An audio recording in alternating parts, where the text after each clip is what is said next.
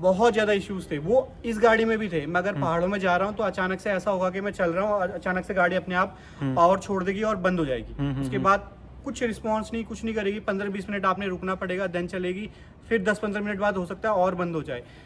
Hello दोस्तों, स्वागत है आपका ऑनेस्ट यूज़र रिव्यूज़ की नई वीडियो में। तो दोस्तों आज मैं आपके लिए लेके आया हूँ टाटा टिगोर का ओनरशिप रिव्यू वीडियो। अगर मैं बात करूँ टाटा टिगोर की तो 2017 में ये कार लॉन्च हुई थी और 2021 में जब से इस कार की सेफ्टी रेटिंग्स आई हैं तब से ये मार्केट में और ज़्यादा डिमांड में आ गई है। टाटा की तरफ से आने वाली ये इकलौती सब कॉम्पैक्ट सेडान कार है। तो दोस्तों ये कार परचेज़ करी थी मिस्टर सौरभ सिंह जी ने, जिनको आप कार माफिया के नाम से भी जानते हैं। कार माफिया नाम का यूट्यूब चैनल है इनका। तो इनसे हम जानेंगे इस कार से रिलेटेड पॉजिटिव और नेगेटिव एक्सपीरियंस। तो sir first of all welcome to honest user reviews. Thank you. तो सर कब परचेज़ करी थी आपने ये कार? ये कार मैंने 2018 के सितंबर मंथ में परचेज करी थी। और जब मैंने कार परचेज करी थी उस टाइम पे मुझे लगता था कि ये गाड़ी जो है अपनी रेंज में सबसे अच्छी है। तो काफ़ी अच्छी भी रही जब मैंने स्टार्टिंग में लिया, लेकिन धीरे धीरे काफ़ी प्रॉब्लम्स के बारे में पता चला। तो जब आप पूछेंगे इसके बारे में तो मैं आपको बताऊंगा। तो उस टाइम पे कितने की पड़ गई थी आपको ये कार मार्केट में और कौन सा मॉडल परचेज़ किया हुआ है आपने? मैंने टाटा टिगोर का XZA मॉडल परचेज किया था। हाँ। जो कि ऑटोमेटिक मैनुअल ट्रांसमिशन है। जो मुझे उस टाइम पे पड़ गया था अप्रॉक्स ऑन रोड पड़ गया था 750 से 770 के आसपास अप्रॉक्स की कॉस्ट पड़ी थी उस टाइम पे।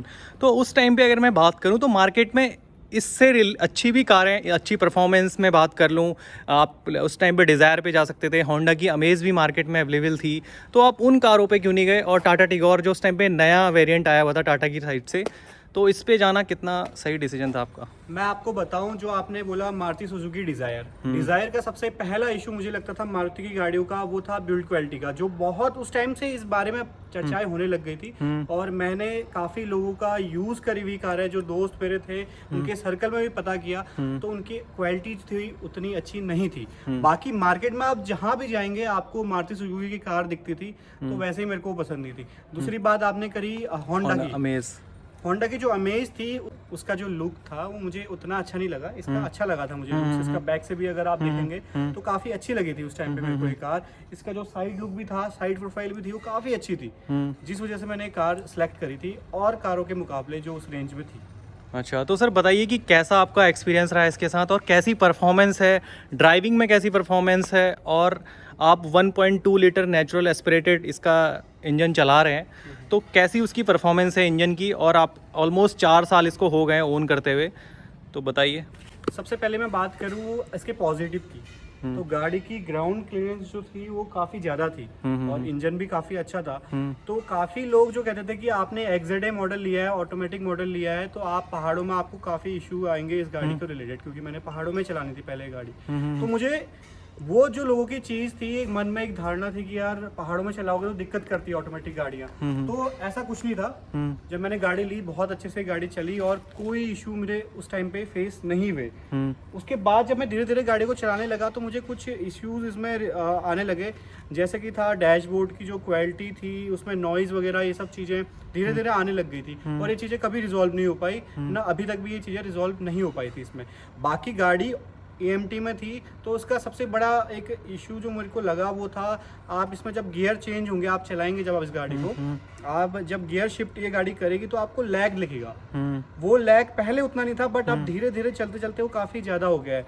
अगर आप कहीं पर चला रहे हैं तो आप सोचेंगे कि यहाँ पे थोड़ा सा एक्सीलरेट करूँ, बट गाड़ी आपको नहीं करेगी उस टाइम पे एक्सीलरेट, थोड़ा वो लैग करेगी, देन वो रिस्पॉन्स करेगी। तब तक वो मौका आपके पास से जा चुका होगा ओवरटेक करने का। जैसे मैं अभी मैं ट्रैफिक में चला रहा हूँ, अभी ये सिटी मोड पे है, अब मैं अचानक से मैं चाहूँगी गाड़ी में कुछ, आप देखो ये एक दब के चल रही है, जितना एक फ्लो के साथ था वो, अब मैंने एक एक्सीलरेट करना है, मैंने पूरा एक्सीलरेट किया हुआ है, देखो स्पीड बढ़ ही नहीं रही है गाड़ी की। अब इसमें तक तो ये गाड़ियाँ निकल जाएंगी इजीली। अब जैसे मैं यहाँ पे एक्सीलरेट कर रहा हूँ, ये देखिए अब जाके एक्सीलरेट करेगी, जब से मैंने उतने टाइम से दबाया हुआ था एक्सीलरेट। अच्छा, तो बहुत डिले परफॉर्मेंस होगी इसकी। मेनली जब आपने ओवरटेक करना होता है या कहीं कुछ जगहों से निकालने के लिए आपको इनिशियल पुश चाहिए होता है गाड़ी में, उस टाइम पे ये चीजें आती हैं। लेकिन इसका एक सॉल्यूशन है, अगर आप गाड़ी के इसमें 2 मोड है, एक सिटी मोड है, एक स्पोर्ट्स मोड है। आप मैनुअल गाड़ी जो चलाएंगे उसमें ये 2 मोड नहीं है, उसमें सिटी मोड और एक दूसरा मोड है जो आई थिंक इकोनॉमी और सिटी मोड है, जिसमें सिटी मोड जो है पावरफुल है, इसमें सिटी मोड नॉर्मल है और आपका स्पोर्ट्स मोड जो है वो ज़्यादा पावरफुल है। आप स्पोर्ट्स मोड में चलाएंगे तो आपको लैग फील नहीं होगा, बट तब भी मैं नहीं कह सकता कि उतना बढ़िया है इसका ट्रांसमिशन। सर अब ये बताइए कि टाटा की उस टाइम पे जब आपने इसकी मतलब बुकिंग कराई थी और डिलीवरी ली थी, तो डिलीवरी एक्सपीरियंस कैसा था उस टाइम पे? अभी अगर मैं फ़िलहाल अभी टाटा की बात करूं तो थोड़ा बहुत इम्प्रूवेशन देखने को मिला है, तो आपके साथ कैसा एक्सपीरियंस रहा टाटा को? दरअसल जब मैंने गाड़ी ली थी तो मैं काफ़ी पहले से ही टाटा के पास जाने लग गया था, जहाँ से मैं गाड़ी ले रहा था, तो उन्होंने पहले से ही गाड़ी मंगा ली थी। तो मुझे डिलीवरी में तो कोई इशू फेस नहीं हुआ, बट थोड़े बहुत प्रॉब्लम्स थे। उनने मेरे को जो गाड़ी डिलीवर करी थी उसमें काफ़ी, जैसे हैंडल्स वगैरह जब मैंने ये देखा था उस टाइम पे मैंने ध्यान नहीं दिया था। ये जो है जला हुआ था, थोड़ा पिघला हुआ था, ये मैंने ध्यान नहीं दिया नीचे से। अब इसमें तो ये मैंने क्रोम बार लगा दिए थे उसके बाद, तो अब पता नहीं चलेगा आपको, बट ये पीछे से पिघला हुआ था।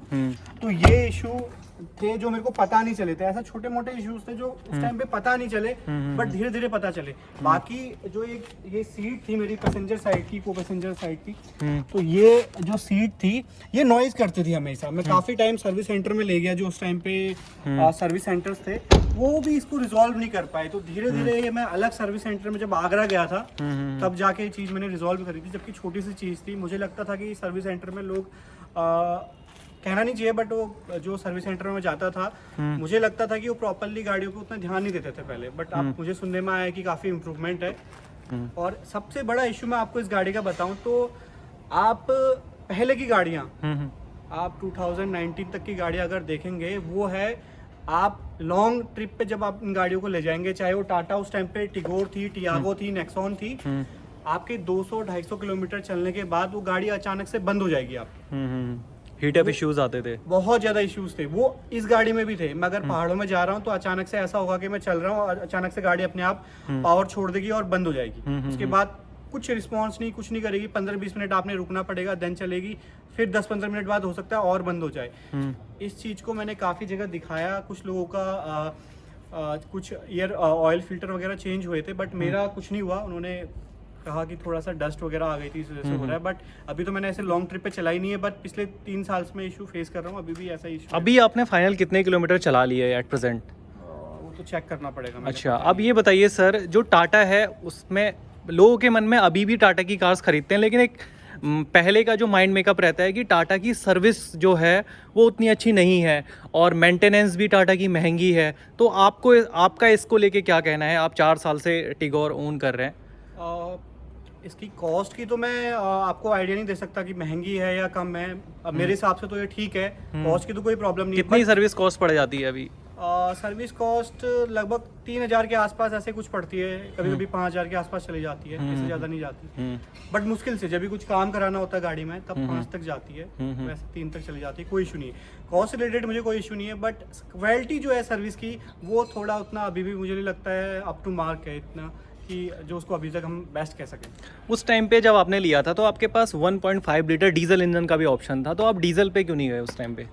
डीजल जो था, मैंने काफ़ी रिसर्च करी थी, जेन्युइनली आपको बताऊं तो मुझे डीजल इसलिए नहीं चाहिए था कि इन्वायरमेंट को थोड़ा नुकसान करता था। अगर उस टाइम पे ईवी होता तो मैं ईवी ले चुका होता, ये भी नहीं लेता पेट्रोल, इसलिए मैंने डीजल की तरफ नहीं गया। बाकी थोड़ा मैंने रिसर्च जब करी थी तो मुझे पता चला कि डीजल इंजन में कुछ इश्यूज हैं, जिसकी वजह से मैंने वो अवॉइड करा डीजल इंजन। अभी तो इसका दोस्तों बता दूं तो डीजल इंजन इसका डिसकंटिन्यू हो चुका है, अभी ओनली पेट्रोल में ही आती है। तो सर ये बताइए, इसका जो 1200 सीसी का जो रेवोट्रॉन इंजन है, अगर मैं बताऊं उसके पावर की तो 84 bhp के आसपास पावर जनरेट करता है और 113 Nm का उसमें टॉर्क देखने को मिल जाता है। तो पावर पहाड़ों में कैसा परफॉर्म करता है? पहाड़ों में क्या आपको सफिशिएंट पावर मिलती है, या आपको लगता है कि यार मुझे गाड़ी चेंज करके या मुझे 1.5 लीटर इंजन पे चले जाना चाहिए? नहीं, जेन्युइनली जैसे मैंने आपको पहले भी बताया था, काफ़ी लोगों की ये अवधारणा कहें आप कि थी कि ऑटोमेटिक गाड़ी नहीं चढ़ती थी।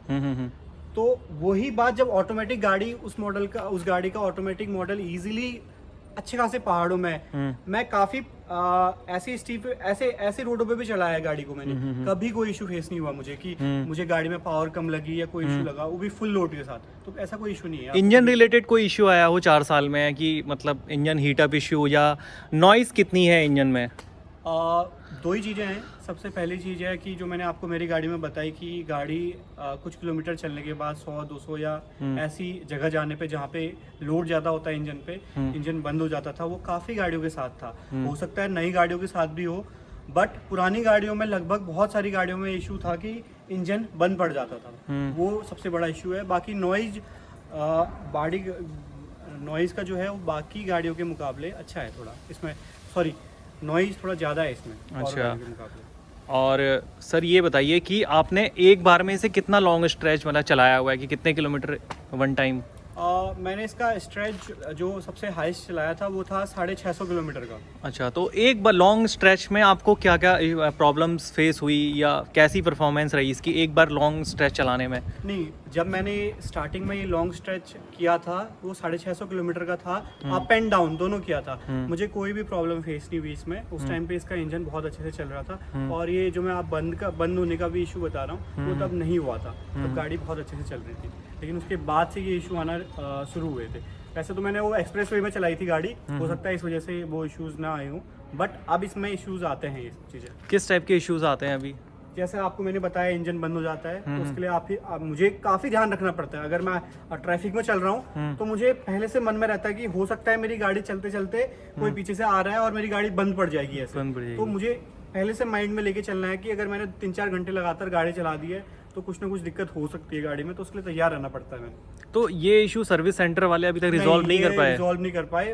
फिलहाल में रुद्रपुर में बाढ़ आई थी जिसमें गाड़ी पूरी डूब गई थी मेरी। उसके बाद मैंने यहाँ तक मेरी गाड़ी डूब गई थी, जिसके बाद मेरे ECM वगैरह और जो बॉडी कंट्रोल यूनिट थी और वो सब खराब हो गए थे। जिसके बाद मेरा इंश्योरेंस भी उस टाइम पे फर्स्ट पार्टी जो है वो एक्सपायर हो चुका था, थर्ड पार्टी था, तो लगभग 40-50,000 के अप्रॉक्स में सारी चीज़ें मैंने रिपेयर करवाई थी।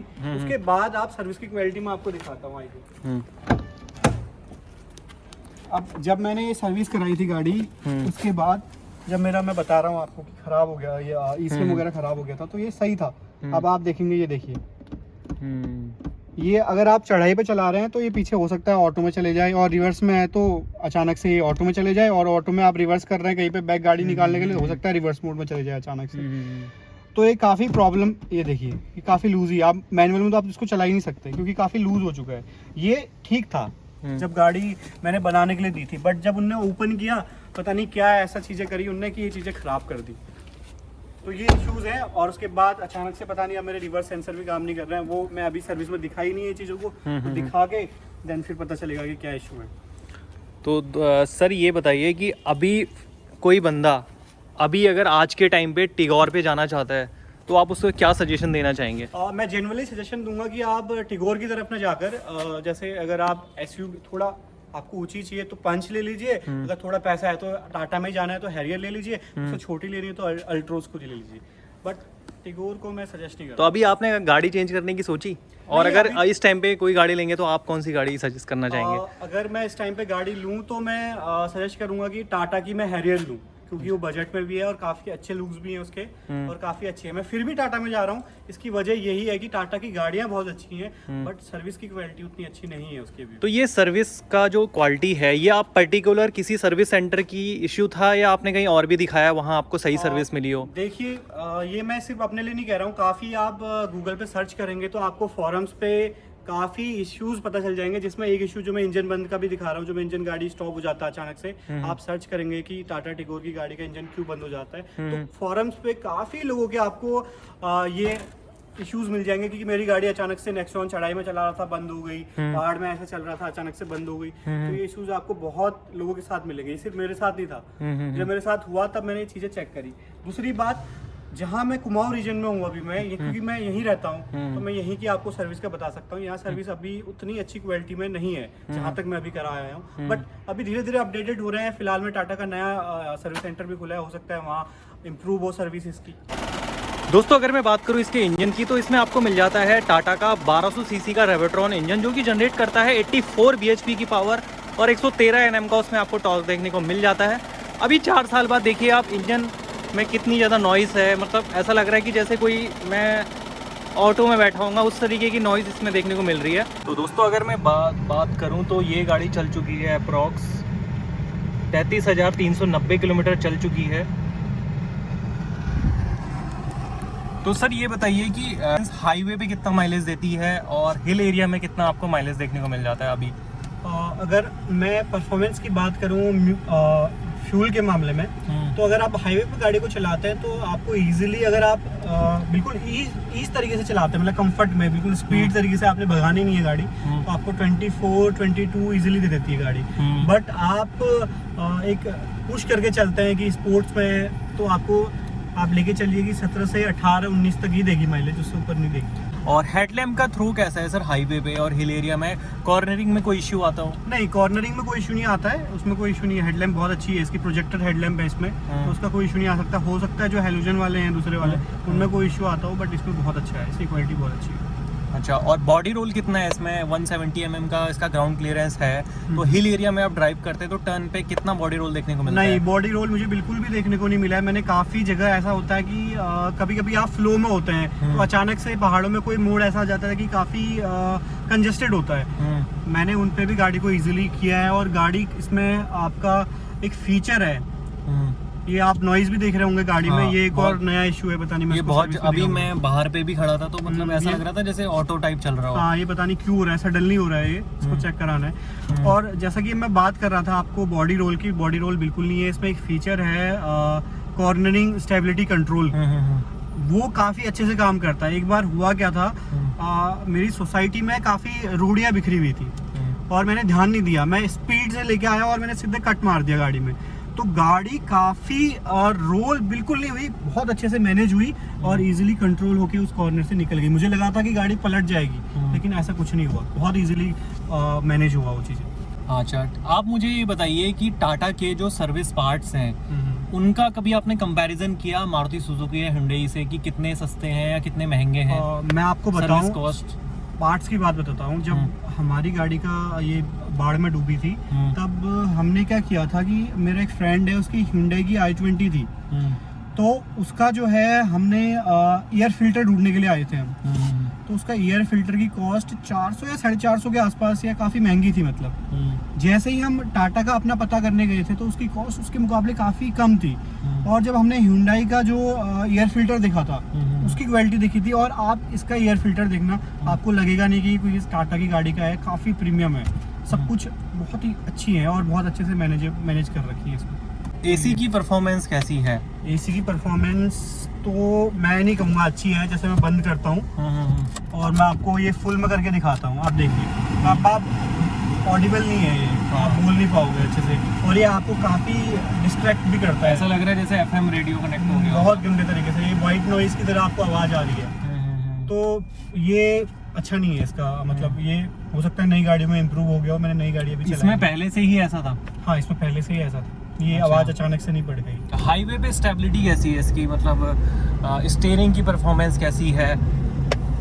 हाईवे पे मैंने ज़्यादातर एक्सप्रेस वे पे गाड़ी चलाई है 100 से ऊपर, तो मेरे को ऐसा कोई इशू नहीं लगा कि गाड़ी में कोई कंट्रोल खो रहा हूँ मैं, या मेरे को डर सी लग रही है कि यार गाड़ी थोड़ा वो जा रही है, थोड़ा प्रॉब्लमेटिक हो सकती है। बट 120 से ऊपर जब आप जाते हैं तो थोड़ा सा डर गाड़ी में लगता है कि थोड़ा दिक्कत कर सकती है। और स्टीयरिंग कैसा परफॉर्म करता है?